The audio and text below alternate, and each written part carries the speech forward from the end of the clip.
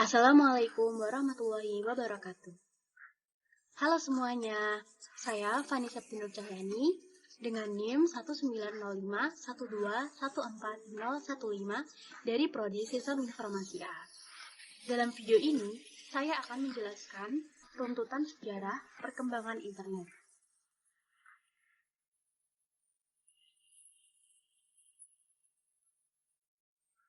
Di dalam video ini, ada 4 pokok bahasan yang akan saya bahas. Yang pertama, pengertian internet.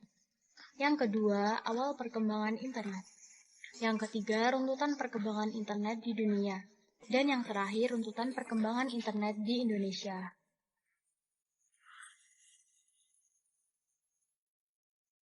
Siapa sih yang tidak pernah mendengar istilah internet? Hampir semua orang pasti pernah mendengarnya, bahkan menggunakannya. Dari anak-anak hingga orang dewasa. Apalagi di zaman yang sudah canggih dan banyak menggunakan teknologi seperti saat ini. Nah, yang menjadi pertanyaan awal adalah, what is the internet? Internet merupakan jaringan komunikasi yang dapat menghubungkan suatu media elektronik dengan media elektronik lainnya.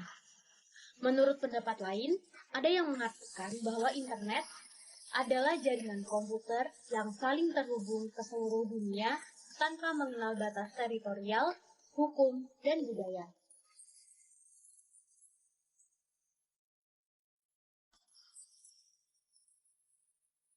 Pada masa awal perkembangan internet, cikal bakalnya dibentuk melalui riset yang dikenal dengan nama ARPANET atau Advanced Research Project Agency yang dilakukan oleh Departemen Pertahanan milik Amerika pada tahun 1969.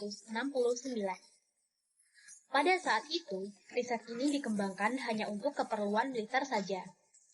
Departemen Pertahanan Amerika Serikat membuat sistem jaringan untuk komputer dan disebarkan dengan cara menghubungkan komputer di berbagai daerah yang rentan ataupun kritis. Adanya jaringan tersebut bertujuan untuk mengatasi masalah jika terjadi serangan atau gangguan nuklir dari lawan.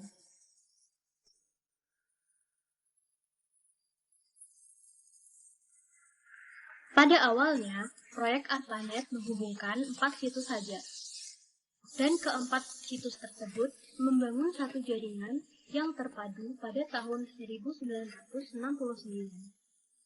Dari keempat situs tersebut antara lain Stanford Research Institute, University of California, UC Santa Barbara, dan the University of Utah.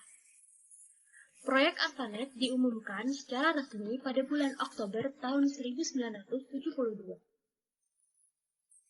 Ada pula peristiwa lain pada tahun 1970, di mana Rooker yang memimpin sebuah kelompok untuk melakukan sebuah penelitian jaringan.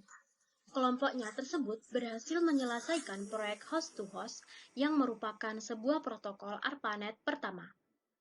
Kemudian protokol tersebut diberi nama NCP atau Network Control Protocol yang dapat digunakan oleh para pengguna dalam mengembangkan berbagai macam aplikasi.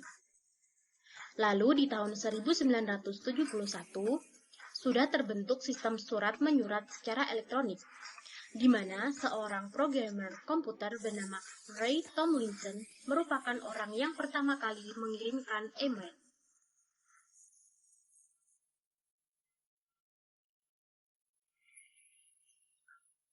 Apakah ARPANET berkembang dengan sukses? Setelah pengumuman resmi proyek tersebut, ARPANET mulai berkembang dengan pesat di berbagai daerah dan juga universitas di Amerika Serikat.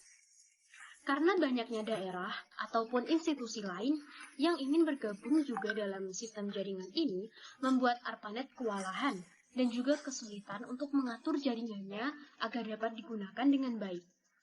Oleh karena itu, ARPANET dibagi menjadi dua, yaitu ARPANET dan MILNET. Di mana ARPANET digunakan untuk keperluan riset akademis ataupun keperluan non-militer. Sedangkan MILNET khusus untuk keperluan militer saja secara internal. Seiring dengan perkembangan teknologi dan kebutuhan yang semakin tinggi, kedua jaringan tersebut digabungkan kembali dengan nama DARPA Internet. Dan setelahnya, disederhanakan kembali lagi agar mudah dikenal, yaitu menjadi internet. Dan istilah internet sendiri memiliki arti interconnection networking yang terdiri dari berbagai macam teknologi jaringan komputer.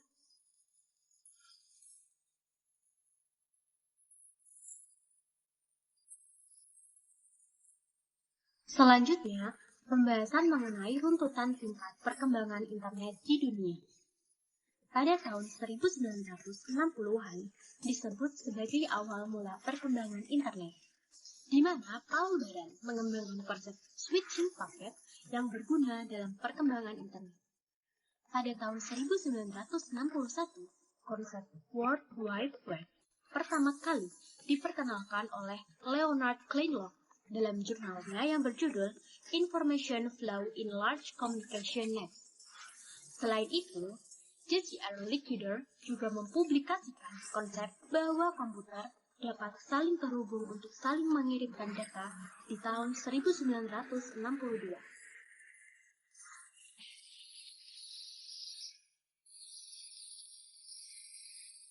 Di tahun 1970-an, Finserv yang dikenal saat ini sebagai Bapak Internet Dunia membangun sebuah kelompok kerja yang bernama International Network Working Group, di mana kelompok ini membantu meningkatkan teknologi jaringan komputer.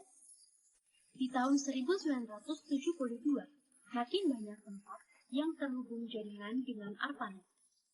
Tempat yang mulai memiliki jaringan ARPANET masa itu salah satunya adalah The New York Times.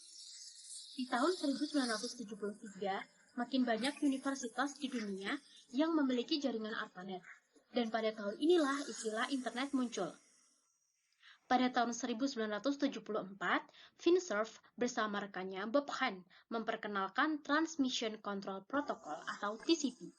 Selain itu, muncul pula penyedia layanan internet ICT bernama Telenet, yang merupakan versi komersil dari ARPANET.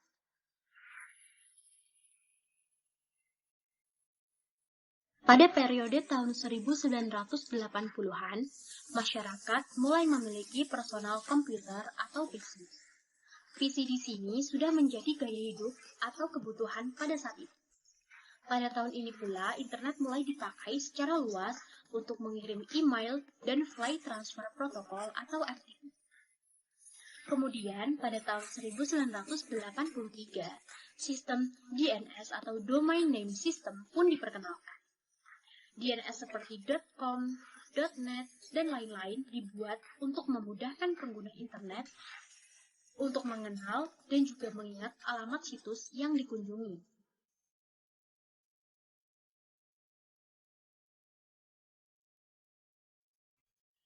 Pada tahun 1990-an, sistem HTML atau Hypertext Markup Language diperkenalkan oleh Tim Berners-Lee.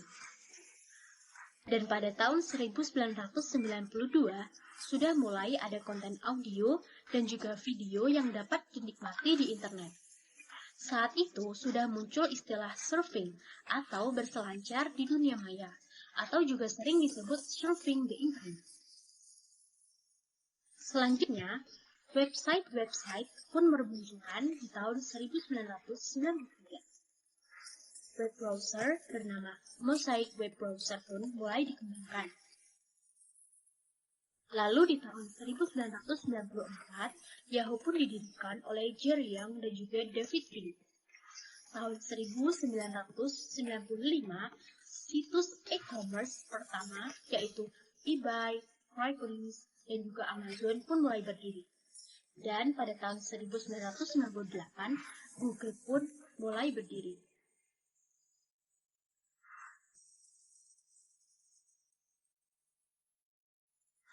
Pada periode terakhir, yakni tahun 2000 sampai dengan sekarang, merupakan tahun puncak perkembangan internet.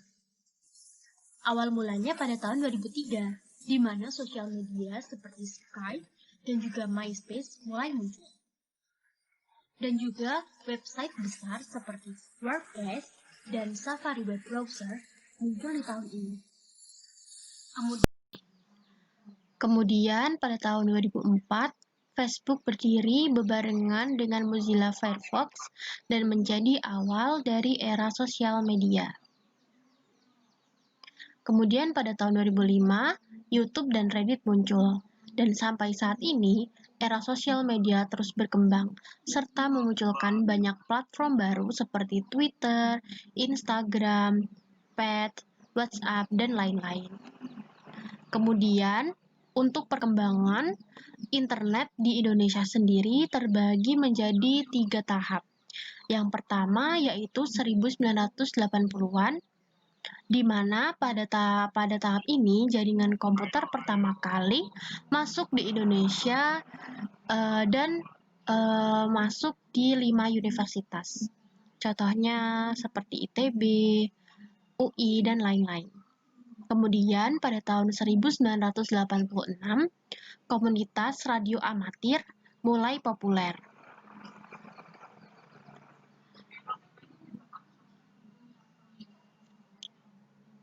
Dan untuk selanjutnya, di tahun 1989, pelajar Indonesia yang berada di luar negeri, mereka membentuk sebuah komunitas dan juga membentuk mailing list yang digunakan untuk saling berkomunikasi dan juga bertukar kabar.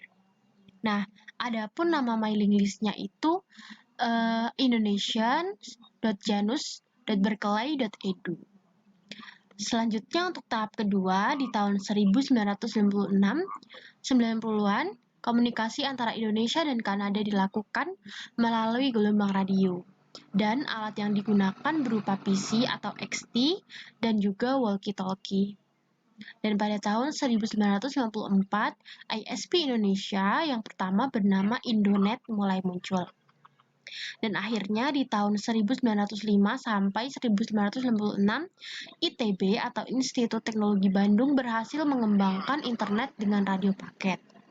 Kemudian media online yang pertama kali muncul yaitu Republika Online, yang mana tayang perdana pada tanggal 17 Agustus tahun 1994, 1 tahun sebelum kemerdekaan Republik Indonesia. Kemudian di tahap yang ketiga, yaitu tahun 2000-an sampai dengan sekarang. Di tahun 2003 dikenal sebagai era blogging di Indonesia, karena banyak masyarakat yang akhirnya membuat komunitas blogger. Dan di tahun 2000 sampai 2003 pula, muncul beberapa situs lokal baru. Hal ini dikarenakan boomingnya pengaruh .com di dunia pada tahun 1990-an yang berefek juga di Indonesia.